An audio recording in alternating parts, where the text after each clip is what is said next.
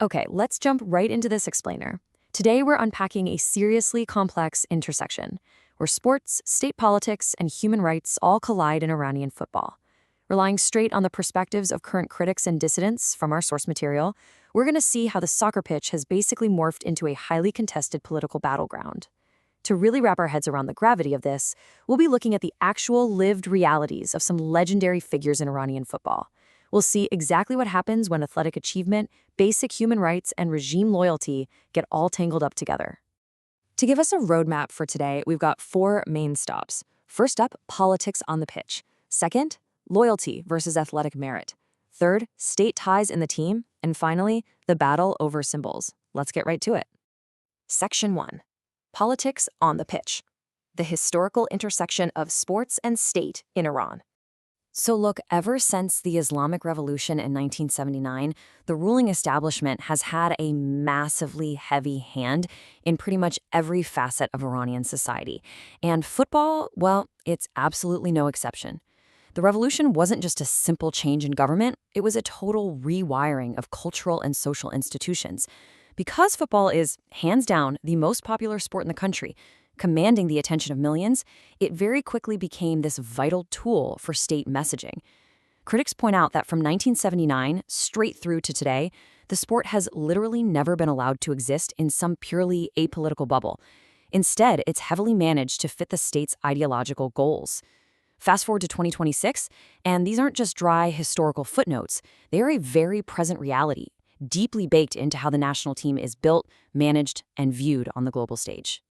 Moving to Section 2, loyalty versus athletic merit. Is the system purely based on talent?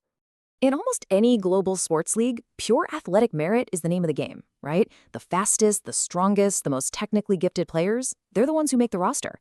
But critics argue the Iranian system runs on a completely different logic. They contend that moving up in the sport isn't just about how good you are with a ball. It's highly selective and intensely vetted. Loyalty to the regime and political reliability are weighed just as heavily, and honestly, sometimes even more so than raw talent. And we're not talking about some abstract concept of loyalty here. It is actively tested through ideological vetting, monitoring what players say in public, and the expectation that athletes will show up at state-sponsored rallies or endorse specific geopolitical stances. Our sources make it crystal clear. Being a gifted athlete or a brilliant tactician just isn't enough.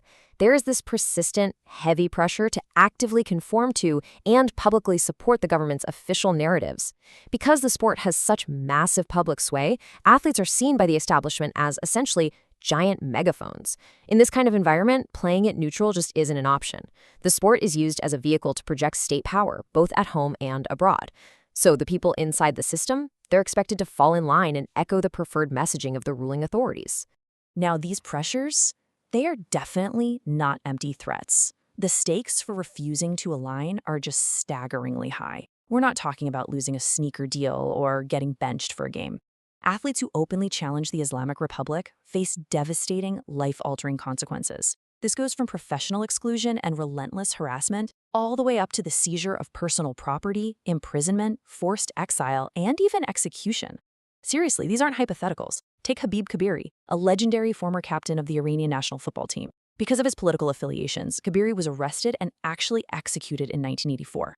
It's a tragedy that casts a long, incredibly dark shadow over the entire sport. Or look at modern legends like Ali Daei, literally one of the greatest goal scorers in international football history. Just for showing basic public solidarity with protesters, Daei has faced intense state harassment, travel bans, and having his businesses and property seized. That chilling reality dictates the behavior of absolutely everyone operating within the sport today. Section 3. State ties and the team. How the 2026 national team is viewed by dissidents.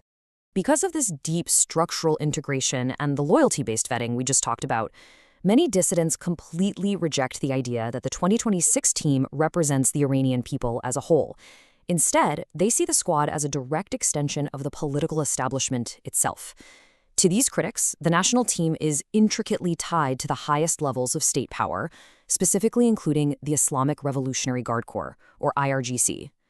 So when the team takes the field, these opponents aren't seeing a celebration of Iranian culture or athletic greatness. They see a heavily curated propaganda arm of the state designed to project a specific image of normalcy and strength to the rest of the world. Now, you might be wondering, and it's a question international observers ask all the time, if things are so restrictive, why don't more current players speak out on the global stage?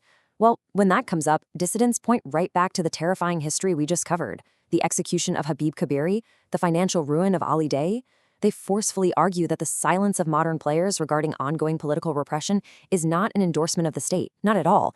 It's the direct result of a total enforcement environment. The very real threats of imprisonment, exile, and death create a culture of enforced silence. When speaking your mind risks not just your career, but your life and your family's safety, silence basically becomes a mandatory survival mechanism. Finally, Section 4, the battle over symbols, the cultural conflict playing out in the stands.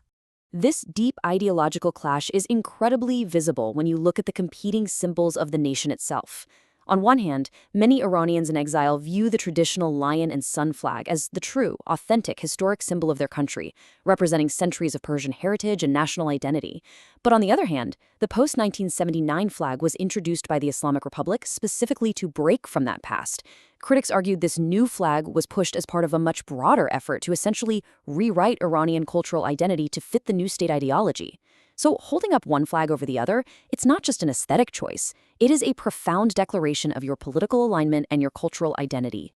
And this cultural conflict literally spills directly from the streets right into the stadium stands. Because mass gatherings inside Iran are so tightly controlled and heavily policed, international football matches offer this remarkably rare, highly visible global platform for dissent.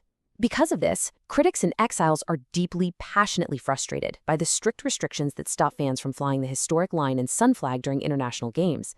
For these fans, bringing that specific flag into the stands is one of the only ways left to express their true cultural identity and broadcast their opposition to the world. They see restricting that symbol as literally silencing their voices and helping the government erase their history. Which brings us to a final, really provocative thought to wrap up our explainer today.